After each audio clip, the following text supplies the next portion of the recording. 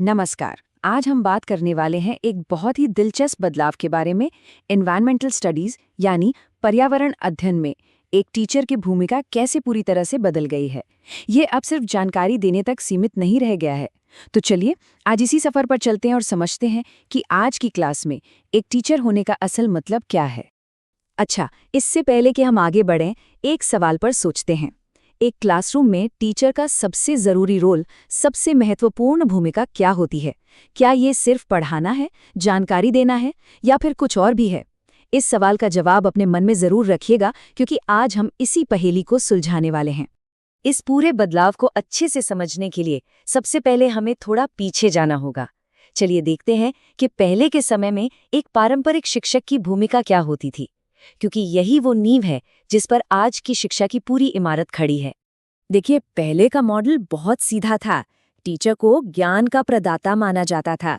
मतलब उनका मुख्य काम था बच्चों के दिमाग में नई नई जानकारी डालना, उन्हें सिखाना। लेकिन अब तस्वीर पूरी तरह से बदल चुकी है। आज का टीचर सीखने का सूत्रधार है, यानी उसका काम बच्चों को रास्ता दिखाना है, उनकी मदद करना है, ताकि वे खुद अपने अनुभवों से सीखें, खोज करें और अपना ज्ञान खुद बनाएं। सोचिए, ये कितना बड़ा बदलाव है, एक तरफा लेक्चर से हटकर एक साथ सीखने के सफर की ओर। तो ये जो बदलाव है ना, ये बहुत गहरा है। ये सिर्फ पढ़ाने के तरीके में नहीं, बल्कि शिक्षा की पूरी सोच में एक बुनियादी बदलाव है। अब सारा जोर पढ़ाने पर नहीं, बल्कि सीखने की प्रक्रिया पर है। और इसी बदलाव के दिल में एक ऐसा नया और दमदार आइडिया है जिसने टीचर की परिभाषा को ही एक नया रूप दे दिया है। और वो आइडिया है सह शिक्षार्थी का, यानी को लर्नर। एक ऐसा टीचर जो अपने स्टूडेंट्स के साथ साथ खुद भी सीखता है। ये मानना कि सीखना तो जिंदगी भर चलने वाली प्रक्रिया है। और सच तो ये है कि किसी के पास सारे जवाब नहीं होते, टीचर के पास भी नहीं।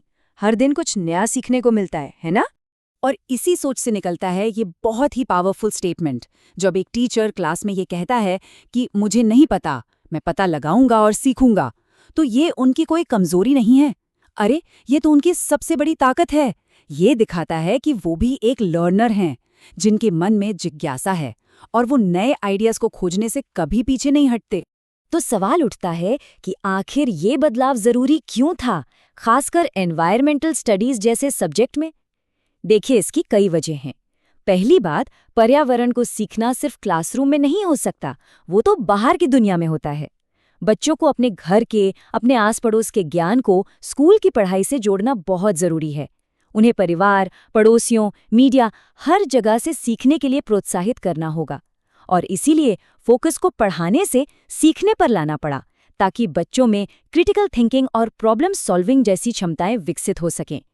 ये सब मिलकर एक सहयोगी और जिंदगी भर चलने वाले सीखने को बढ़ावा देता है। इसका मतलब ये हुआ कि आज के टीचर को एक साथ कई किरदार निभाने पड़ते हैं। चलिए जरा देखते हैं कि वो कौन कौन सी अलग अलग हैट्स हैं जो एक मॉडर्न टीचर को हर रोज पहननी पड़ती हैं। तो सबसे पहले बात करते हैं दो सबसे अहम किरदारों की। एक है सूत्रधार का और दूसरा है प्रेरक का। ये दोनों ही रोल सीखने के लिए एक सही माहौल बनाने से जुड़े हैं। देखिए, एक सूत्रधार यानी फैसिलिटेटर के तौर पर टीचर का काम है क्लास में एक ऐसा सपोर्टिव माहौल बनाना जहां बच्चे सवाल पूछने में, चीजों को एनालाइज करने में हिचकिचाए नहीं। वो बच्चों को सही रिसोर्सेज की तरफ गाइड करते हैं। और फिर एक प्रेरक यानी मोटिवेटर के तौर पर वो लर्निंग को इंटरेस्टिंग और चैलेंजिंग बनाते हैं, जिससे बच्चों का ध्यान और उनकी रुचि बनी रहे। ये दोनों ही बातें एक अच्छी क्लास के लिए बहुत जरूरी हैं। अब आते हैं दो और किरदारों पर जो क्लासरूम के स्ट्रक्चर और उसकी डायनामिक्स को संभालते हैं।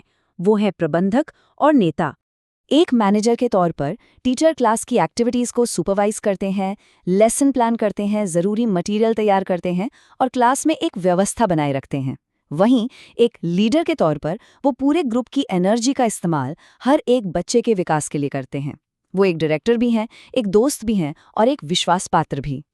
और आखिर में हम बात करेंगे दो और भूमिकाओं की जो सीधे सीधे बच्चों की पढ़ाई और उनकी इमोशनल वेलबींग यानी भावनात्मक भलाई से जुड़ी हैं। एक इंस्ट्रक्शनल एक्सपर्ट के तौर पर टीचर को लगातार बच्चों की ज़रूरतों और लक्ष्यों को समझना होता है और उसी के आधार पर पढ़ाने के सही तरीके चुनने होते हैं। और साथ ही एक काउंसलर के तौर पर उन्हें बहुत संवेदनशील होना पड़ता है। जब कभी भावनाएं सीखने के रास्ते में आ जाती हैं तो वो एक कंस्ट्रक्टिव फीडबैक देते हैं, मदद करते हैं। मतलब पढ़ाई और इमोशनल सपोर्ट के बीच एक बहुत ज़रूरी बैलेंस बनाकर रखना पड़ता है। अच्छा, तो हमने टीचर के इन सभी अलग अलग किरदारों को तो समझ लिया, पर अब सवाल यह है कि इन सबको असल में प्रैक्टिकली क्लास में कैसे लागू किया जाए। एक असरदार लर्निंग एनवायरनमेंट बनाने के लिए क्या स्ट्रैटेजीज अपनाई जा सकती हैं? यहाँ कुछ प्रैक्टिकल स्टेप्स हैं जो टीचर अपना सकते हैं, जैसे पढ़ाई को असल जिंदगी के स्किल्स से जोड़ना। हर बच्चे का सीखने का तरीका अलग होता है, तो अलग अलग लर्निंग स्टाइल्स को समझना और उन्हें क्लास में जगह देना। एक ओपन क्लासरूम को सपोर्ट करना जहां हर कोई अपनी बात रख सके। और सबसे जरूरी, एक ऐसे सूत्रधार की तरह काम करना जो लगातार बच्चों को प्रोत्साहित करे और उनकी मदद करे।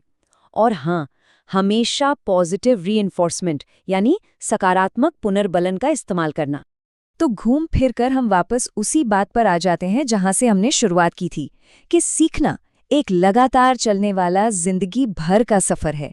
और ये सच्चाई जितनी स्टूडेंट्स के लिए है उतनी ही टीचर्स के लिए भी है।